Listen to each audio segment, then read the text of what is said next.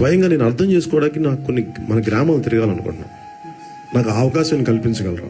ఎందుకంటే నేను ఆ మట్టి మీద కాలు పెట్టాలి, గాలి పీలవాలి, ఆ గోడు వినాలి, ఆ గోస వినాలి.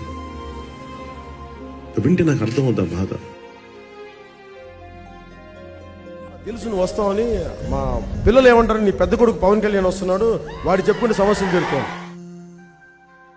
ఓట్లు వేస్తారో ఓట్లు వేయరో నాకు తెలియదు, కానీ మనస్ఫూర్తిగా నేను మీకు అండగా ఉంటాను. అంతటి చెప్పాను నిజంగా. ఓట్లు పడని మనకి పార్వతీపురం మన్యం ప్రాంతంలో మేము తిరిగి రోడ్లు ఎందుకు వేస్తున్నామంటే మాకు తనా మనా భేదం లేదు. మీరు ఓటు బ్యాంకా కాదా అని కాదు, మీరు మా వాళ్ళ కాదా, మా గుండెల్లో పెట్టుకుంటాము. నా కొడుకు వచ్చినాడు.